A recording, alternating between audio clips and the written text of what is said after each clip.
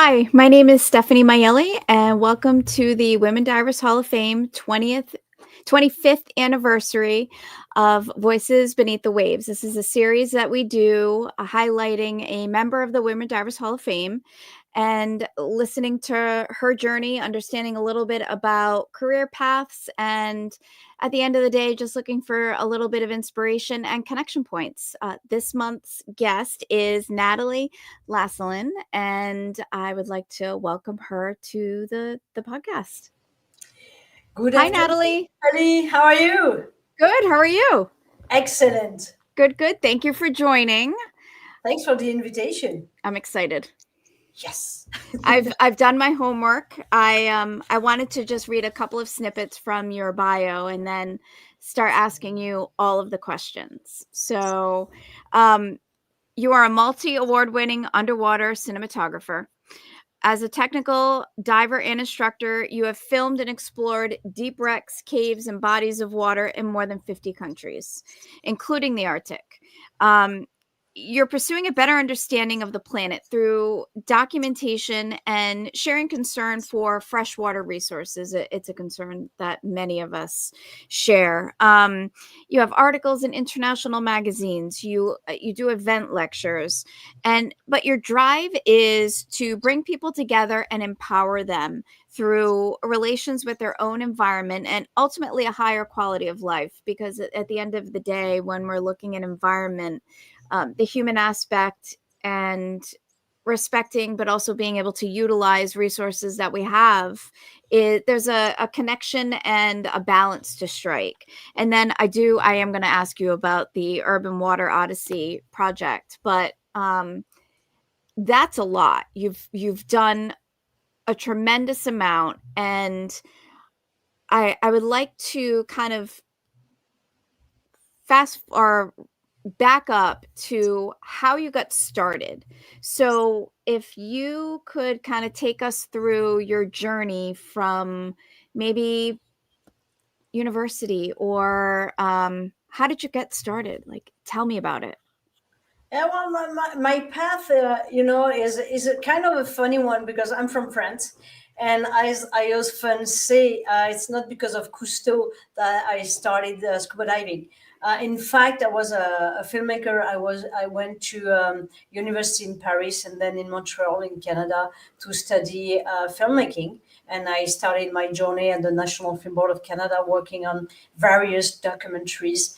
And then because Canada in wintertime is pretty cold, and I do hate cold, I was like, well, I need to get rid of that. I need to fix that problem. So I said, well, what about I go ice diving? And of course, to do ice diving, you have to be first a scuba diver. Yes. So I took my open water class. And then I saw the body of water, I saw the depths, and I want to go there. There was kind of an appeal. So within not even a year, I became a technical diver, and everything just fall together. And then I was like already filming. Back then it was on film, and I said, well, when my buoyancy is going to be okay, then I can take the camera.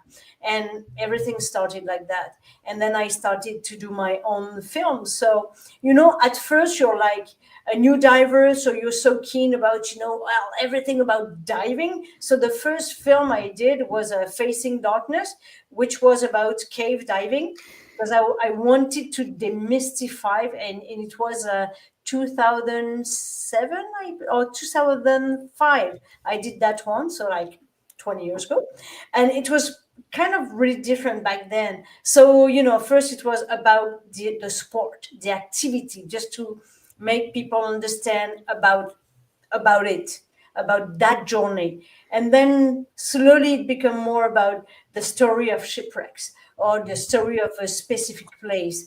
And as it evolved, it became more about a deeper meaning of our place on that planet and our connection to the planet and the others. So to summarize, the journey is kind of how it went. Storytelling can be really personal. It's I feel like it could, because I've also read quite a bit about your journey through the articles, but it's a personal storytelling, and it's pouring your passion and grit into engaging with the audience. So why pick the caves first? What was it about that? It's funny because when I was a kid, I had kind of a, not a real nightmare, but kind of, that I was stuck in kind of a small space in a basement, but not a house basement, more of a bunker from the Second World War basement. And I get that feeling that I could get trapped there, and I couldn't move. And once again, I was like, well, I need to get rid of that. I'm not going to have that sensation or that false belief stop me of doing things. So I said, well, I'm going to go and do my cave diving training. And when I did it, it was funny because suddenly I remember that when I was a kid, I never wanted to have dolls or that kind of gift. I always wanted to have minerals and rocks. And I Huh. had a huge collection of rocks. And I was like, oh, yeah, I remember, I wanted to be a geologist. But back then it was like, well, it's not a real career and you should do something more serious. Well, filmmaking maybe wasn't that more serious stuff, but it's what I did. So it's funny how, in life, when you listen to all the pieces of the puzzle, at some point they will all go together and make sense, even if sometimes it takes a lot of time. It's interesting you mentioned listening. And you had mentioned back then geology maybe not being a serious career path, where I mean, nowadays it's very important. We need geologists, we need scientists. All of that noise, I feel like that noise is amplified even more in today's society, where we're bombarded by you should, you could, why not? Sometimes I feel like it can be a little tough to stay true to your inner voice versus all of that noise around you. How did you stay on your path? And how were you able to just filter the noise? Because I mean, it must have been hitting you. Yeah, and I mean, the noise is always there and it will always be there. But, there are some projects that I decided to do that most of my friends were saying, this is foolish, it's too dangerous, or it's why do you do that? There's no value or nonsense for that.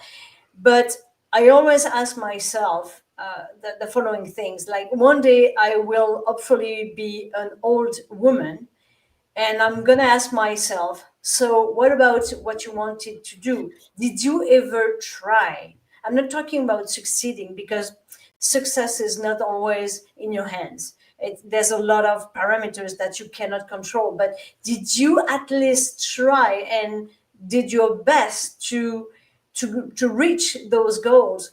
So for me, is maybe a feeling to be at peace with me, Mhm. to make sure that, if there's something that most of the people maybe don't even gonna understand. And I spend a lot of time in body of waters where it's brown and dark and you don't see a thing. The depth of field is like a couple of feet, but I don't know what it's in there. So I'm gonna go. Even as I always say, most of the diving I'm doing, it's not sexy at all. It's not like blue transparent water, and warm water. It's like dark and hard to see. But I think it's what drives me. And as long as I've got the passion and the physical and mental strength to do it, I will keep on. That's amazing. And I think anybody that's watching this should really take those words to heart, because irrespective if you're in your 20s, 30s, 40s, 50s, 60s, 70s, 80s, there is never a time where you should be stopped. It's, if you want to try something, try it, because at the end of the day, if we have the ability to be old women, we want to sit back and look and not regret. So regret can be really tough, and it's inspiring. You're inspiring, and I before in pre-show we were speaking about a whole bunch of different projects, and I touched upon the St. Lawrence. Yeah. And there's so much to understand as to what you're trying to accomplish there. So can you kind of explain to the viewership your passion for the St. Lawrence, the why behind it, and what you're doing? The St. Lawrence River for a European person, it was the door of entrance of people 400 years ago to discover Canada, and they wanted to go to China, but it was the wrong way. Yeah. But it was the beginning of Canada. Mhm. And so we see it as a seaway most of the time that brings all the goods that we can consume and so on. And I travel, like now I think I'm up to 60 countries, but whatever. But each time I come back home in Montreal, the plane goes above the St. Lawrence River and then we land. And I was like, that's funny. I dove in so many places, but I don't even know exactly what I could find in Montreal in the St. Lawrence River. And why? Because it's brownish, greenish, it's supposed to be dirty and blah, blah, blah. And I was like, well, but at the same time, 90% of the population of Montreal is drinking the water from the St. Lawrence River, and 50% of the population of Quebec is drinking the water from the river, and all the wastewater are going back in that river. So I was like, well, there was two things. First, it was like, it will be really fun to feel like a drop of water and take that journey from one end to the other end of Montreal, which actually it's an island. It's a 500 square kilometer island. And from one end to the other end, it's 44 miles, 70 kilometers. And I was like, wow, it would be really, really nice. As a personal physical sport journey. And to go above just oh yeah, it would be nice. There was something deeper that in me that was we need to protect that body of water, because without water, if I don't have drinking water in 3 to 5 days, I'm going to be dead, Mhm. no matter what I have. If I don't have drinking water, safe water, no life. So that's how the project started. And in Montreal, it's not like a, a easy river, because we've got 9 bridges, 2 tunnels, and there's rapids. So I didn't even know how I was going to be able to do the dives, because nobody did it before. So it was like a challenge, and it checked a lot of boxes that are appealing to me, like the logistic challenges, the physical challenges, the mental one, and how to put together a support team and to raise awareness towards the source of drinking water, basically. And there's a story to be told in that as well. So I know that you've written stories, you have documentaries. How are you getting the word out to the public about what you're finding? Can you talk to us about that?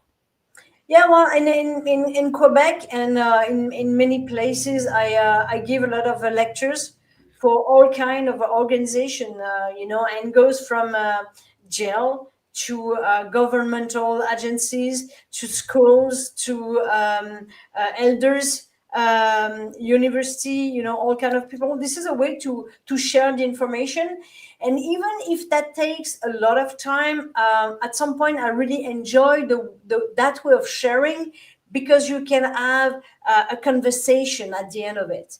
I come from the documentary industry, and when you do a documentary, you broadcast it, or you show it on a big screen, and everybody is happy, blah blah blah. But then the film doesn't belong to you anymore. You lose kind of the what is gonna do.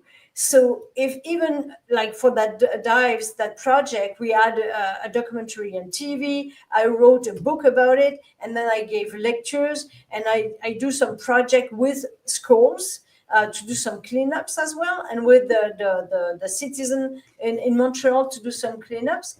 So to reach the people, I feel that there's not one way to reach them, and depending to who you're talking to, sometimes the film is the best way, and sometimes just to be one-on-one. So I spend a lot of time, being with the people and trying to make them more aware of what they can do to basically not save the planet. And to be honest, I don't know what that means. I always say that I'm not going to save the planet. How do you want me to do that anyway? But I want to improve my living environment. That I can do that, and I know I can do it. And it's like the neighbors. If you have a big swimming pool, maybe your neighbors is going to want a bigger swimming pool. But Yes. if you have a nicer garden with lots of vegetables and flowers, and it's clean, and you're in a good health, and you're top shape, your neighbor might look at you and say, "Huh, maybe what? How are you good? How are you doing that? And then you can improve their way of living or their environment." It's educating on multiple levels, because you mentioned you speak to the elderly, you speak to kids, and everybody in between, and it's looking at the different generations, because the younger generations, the more that we um, inform them about how they can be helpful, not that they're not individually going to save the planet, but as a collective they can take one step forward into doing something positive that helps not only their local community but the global community as well. So it's impactful. So you've written the book, you've produced the documentary, you've written the documentaries, you're in front of the camera and behind the camera. Do you have a preference? I spent maybe 20 years at least behind the camera for many documentaries that I didn't direct. And at some point, I stopped doing it full time because the camera is always in between the subject and you. And that's why at some point I said, I need to take the camera and put it on the shelf, put it down, because I cannot connect with the person in front of me. And I feel like even nowadays, like everybody's filming everything. It's at some point it's like overwhelming. It's like, yeah, but how do you really connect to the moment? How do you really experience that moment and the relation with the people or the animals? And for me now, it's really important from time to time to just not have a camera, even if I'm always like, I have to take it with me just in case, because otherwise Yes. something's gonna happen, and yeah, I'm not gonna have it. But to embrace the moment and engrave it in my head, in my mind. I think it's even more important.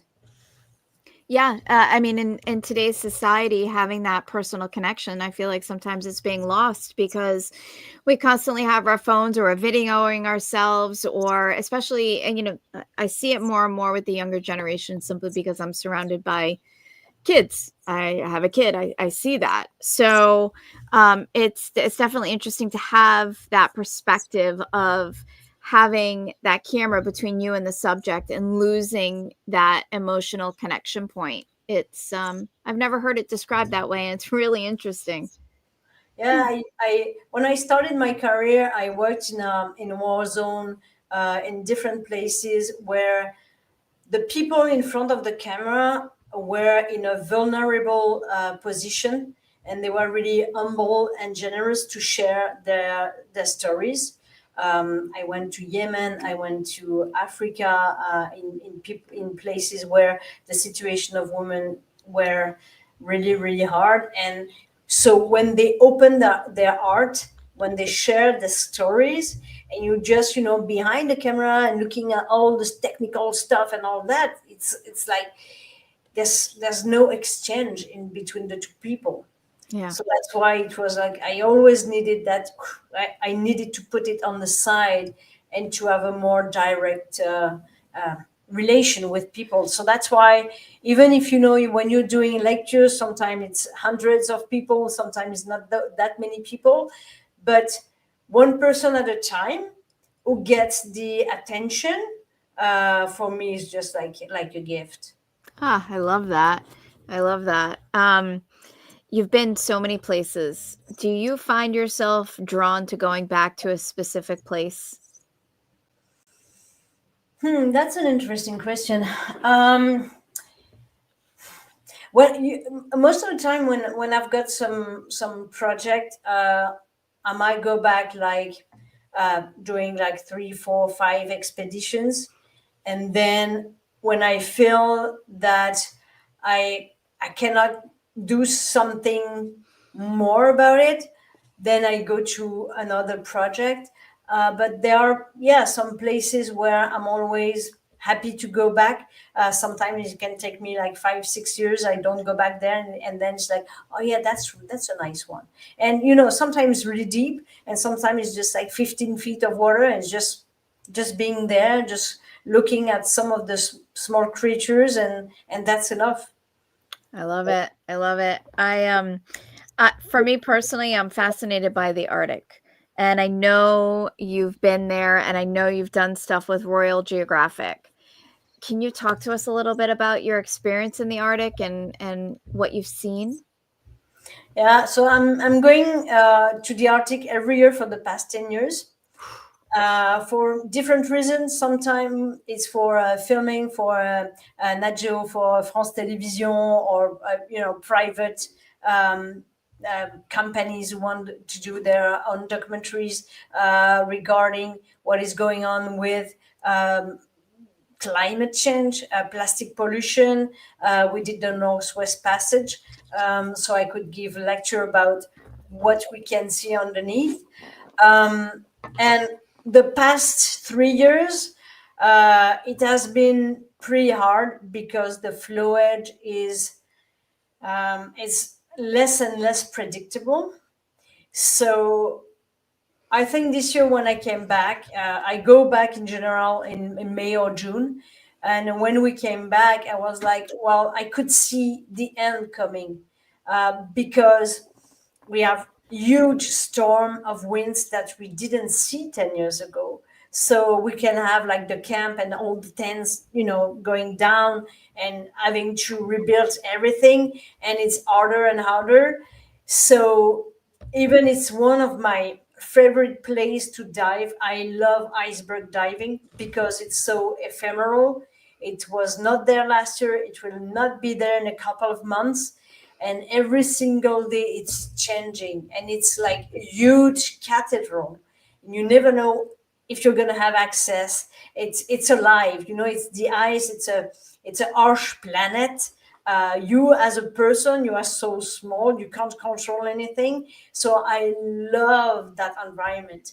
And at the same time, I see the ice is getting thinner, the superficie, and when you look at NASA images years after year, you're like, well, comparing to the past years, it looks about the same in the specific area where we're going, but the ice is not that thick anymore. So what it's going to be like next year, I don't have a clue.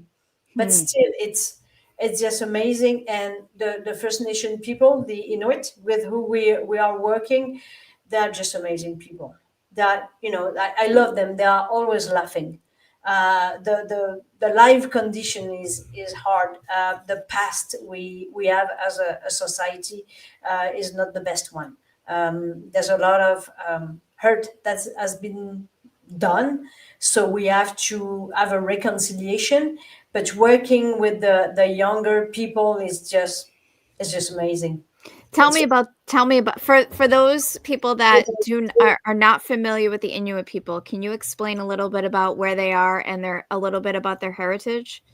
Yeah, well, in Canada, the First Nation people arrived like 5,000 years ago.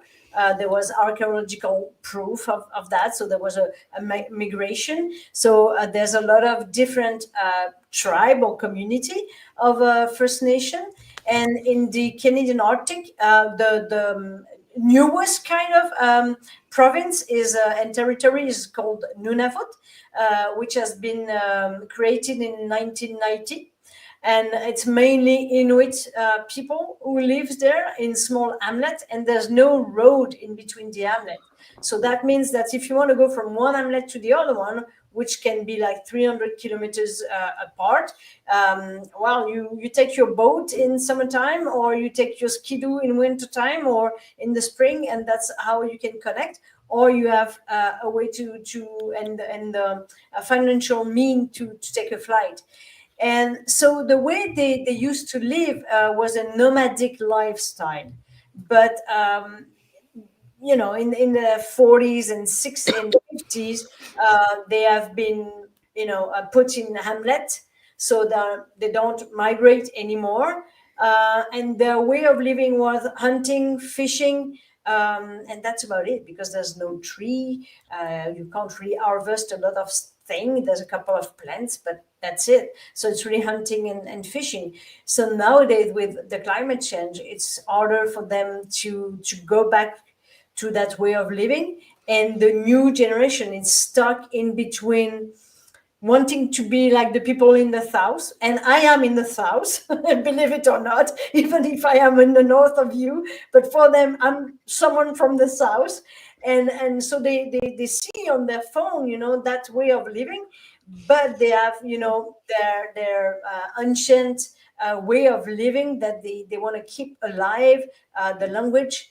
So they are in between that. But when they work with us, and we have customers, we've got people who just come to see the polybars, the narwhals, the belugas, the whales, and dive the iceberg, to be able to share and to share their knowledge. It's really a privileged position to be in.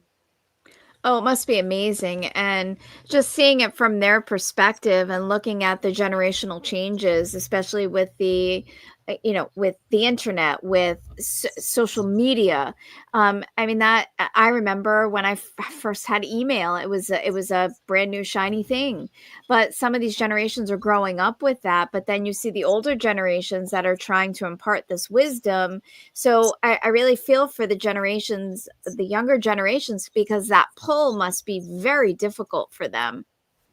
Yeah, indeed, it's really difficult. And but at the same time, the new generation, they are way faster than us Oh, and most of us with the technology. And they're really curious. And I'm eager to be able to take one of them to do a scuba dive. And it's something we're trying to work on, to be able to train them. But they are so fast learner. When I've got, we're doing ice diving, of course. And even if we have, technical divers, they, most of the people, they're like, well, I'm a Trimex diver, technical diver, I know cold diving. But the difference is that during the day, you might be in minus 15, minus 20 Celsius. Sorry, I'm not quite sure in Fahrenheit. Um, but it's cold. It's oh yeah. winter condition. You're sleeping in a tent. Even it's a little bit heated, and then you travel in skidoo and kamutik, which is the kind of the trailer in the back of the skidoo, Yes. a big sled. So you're always exposed to the cold, and then you're going in the water, and that water cannot be colder than that. And then you've got that thickness of ice, which, the worst it can be sometimes is like 6 feet. So Oof. as you go down, you're like, oh, and most of the time I tell to the people, well, we're going to be online. And they're like, yeah, but I'm a technical diver. I say, yeah, but if anything happens, because we don't have like precise tide tables, and if there's a lot of current, which happened, uh, your next exit is going to be a hole that a seal made.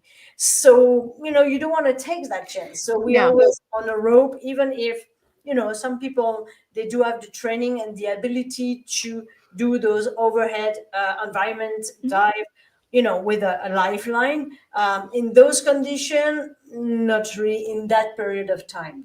Later in the season could be done, but in that season, no. And most of the time the first dive, it's so funny because the apprehension of the divers is there, Yes. and then slowly day two, day three, then they feel comfortable. Mhm. But the first day is like, whoo. And it's a new skill. It's a new skill set. It's something you're learning something new. Even if you've been diving for a while, that type of diving is just simply different.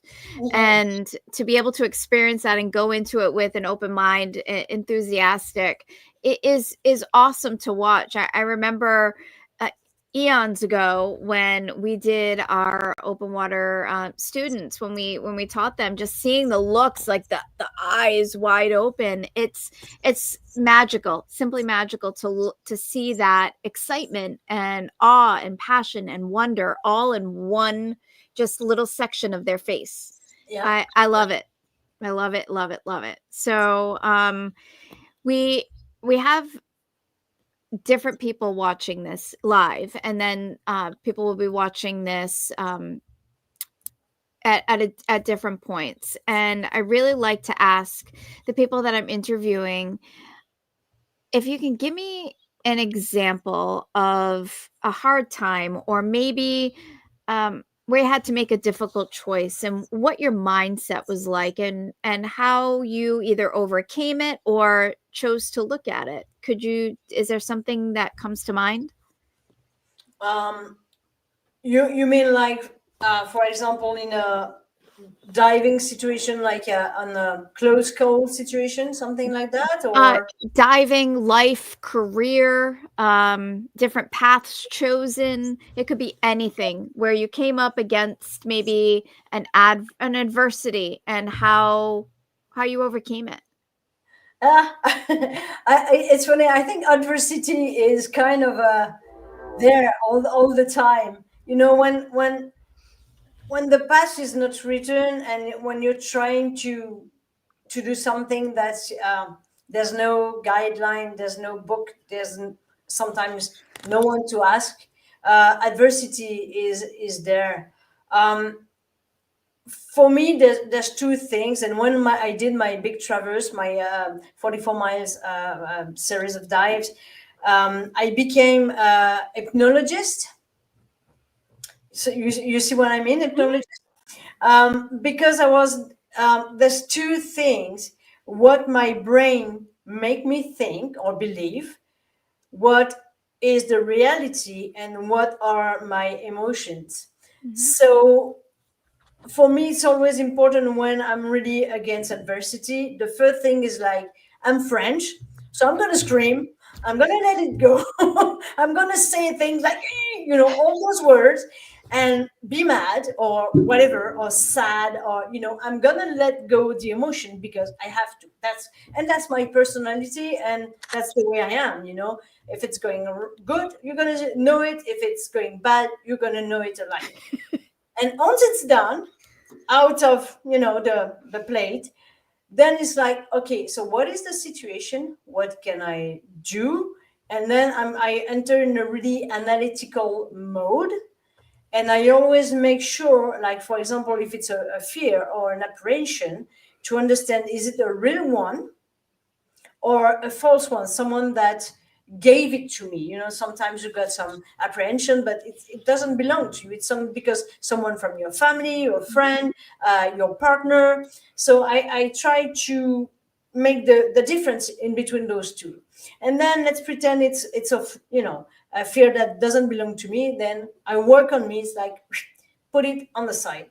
But if it's a real fear, then I really listen to it, and I ask myself, what does that tells me? Is it telling me that I am not ready for what I'm going to do because I didn't do enough my homework? Because my mindset is not the right one, because I didn't put together the good team.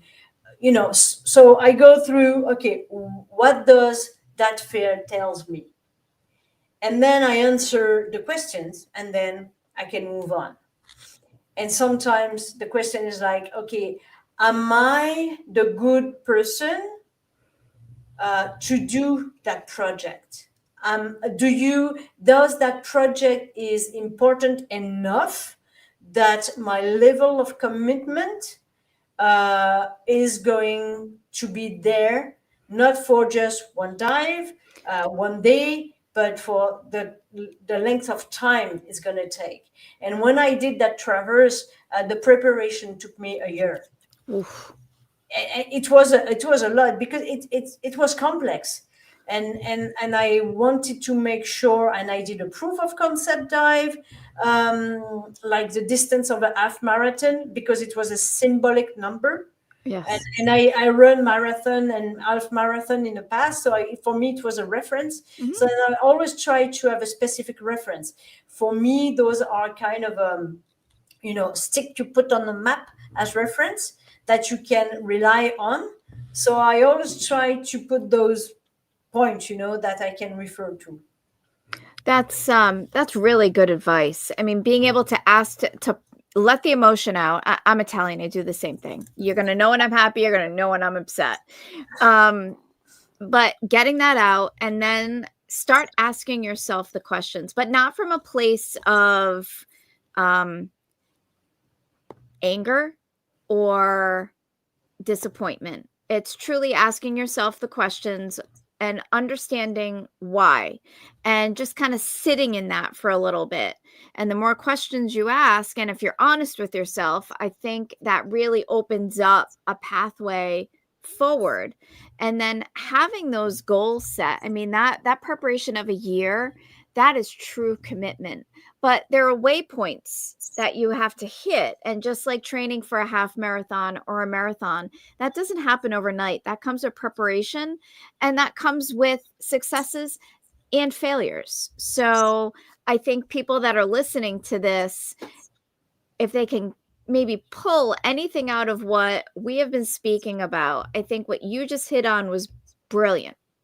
And that is sage advice for anybody, any age, any gender, does not matter. So that's amazing. Yeah, and like as a scuba diver, we've got those goals. You're starting as an open water, and then you want to move on either to become an instructor or to become a technical diver. And then it's like, okay, why are you doing it really? Is it for yourself? Is it because you want to see something specific?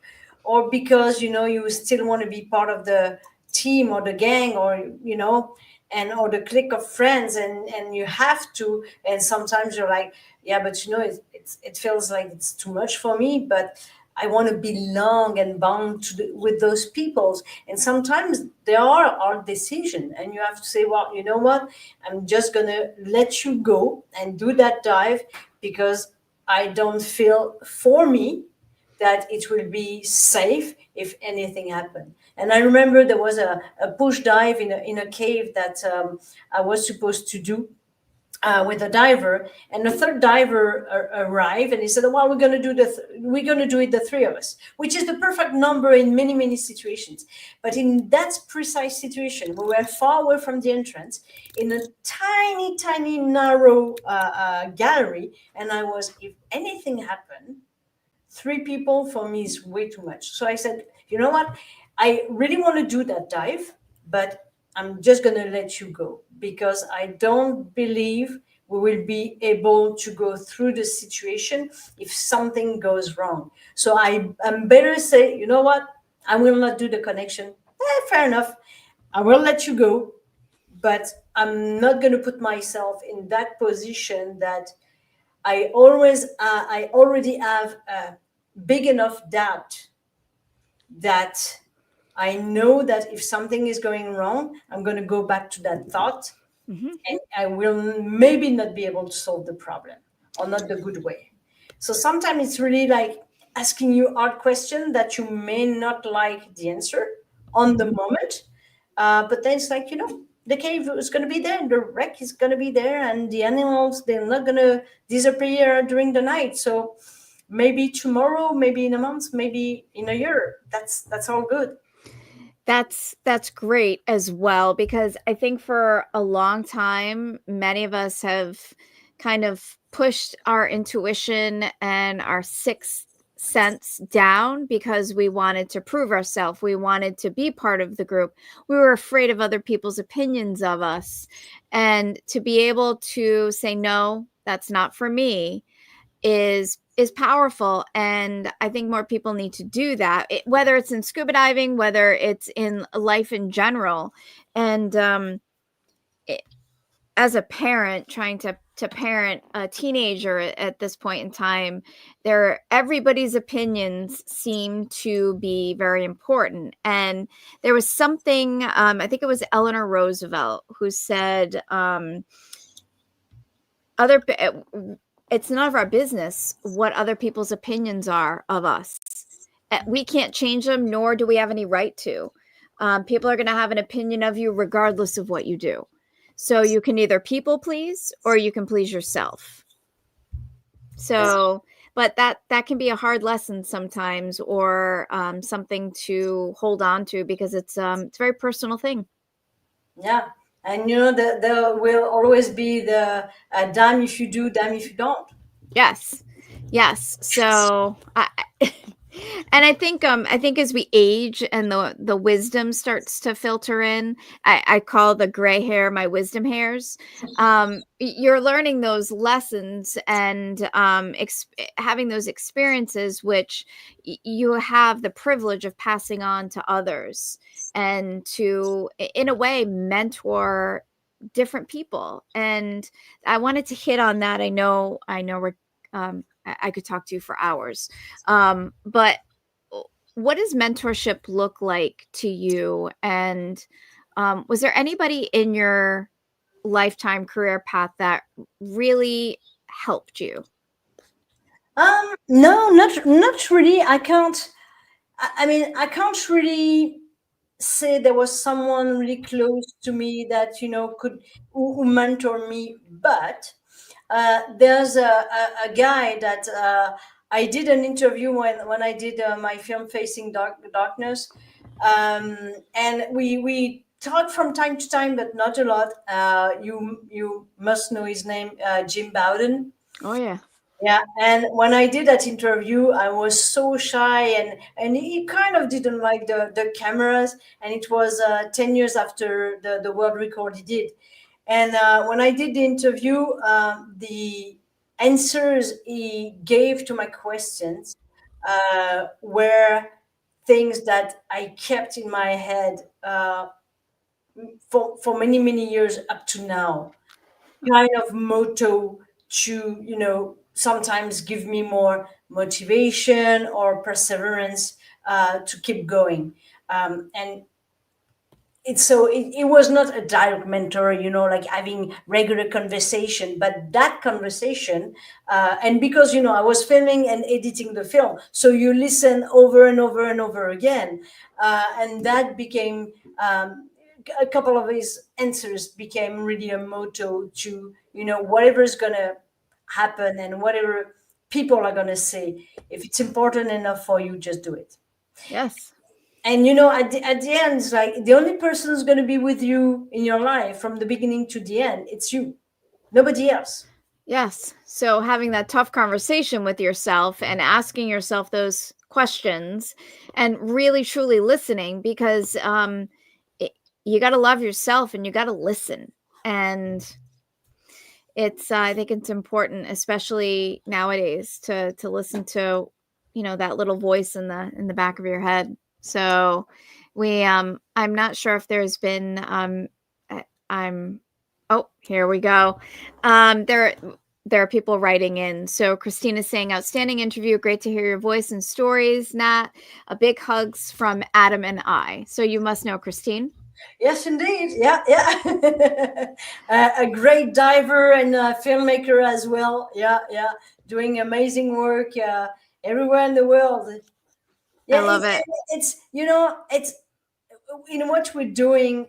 It's so amazing to be able to talk to different explorers, filmmakers, environment advocates who are doing their own project, and seeing that every little drop that we are all doing just adds up. Mhm. And It's changing in a better way the world. It's changing how we dive. It's changing how we tell stories, and it's just amazing. Having different storytellers from different perspectives and different voices, Yeah. it hits different people differently. So it's nice to have a broad spectrum of people telling stories because we all do it a little bit differently, Mhm. and it's refreshing. Let's see if there's any more questions that we can pop up before we wrap up. I'm not sure if there's nothing else at this point, but um, I wanted to say thank you. Thank you for taking the time. Thank you for just listening and talking and giving the viewership a little bit of a peek behind what you do. I mean, I could have asked you questions for hours about your expeditions, your books, your podcast, everything. I'm going to tag it in this broadcast so people can follow along and connect with you and learn more about what you're doing. So, Nathalie, thank you for taking the time and spending it with me tonight. Thanks a lot, Stephanie. It was my pleasure, and being all together, and making, the diving and empowering women is so important. In 1 week, we're gonna beat our own record of the bigger number of women diving at the same place at the same moment, and we will be more than 150 women doing that in a quarry in Quebec, and that's another way to share our passion for scuba diving and free diving. That's amazing. That's amazing, and very special. It's just special all the way around. Thank you, Nathalie, and I truly appreciate you taking the time. Thanks a lot. Have a good Thank evening. you. You too. Thank you, everybody, for taking the time and spending the last hour with Nathalie and I. Obviously, she's an incredible individual, a storyteller, somebody that is traveling, exploring, educating.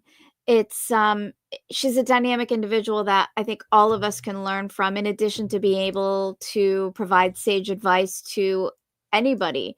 Uh, as a reminder, the Women Divers Hall of Fame is an organization that really tries to put forth mentorship and leadership qualities for the masses. There are scholarships and grants that the organization puts together on a yearly basis to truly help others that want to further their skills, whether it's photography, training, and pretty much everything in between. So please keep an eye out for those scholarships and grant applications that are going to be opening up in the coming months. And I truly suggest that you either apply yourself and share with somebody that you know. Thank you again, and I look forward to seeing everybody next month. Take care.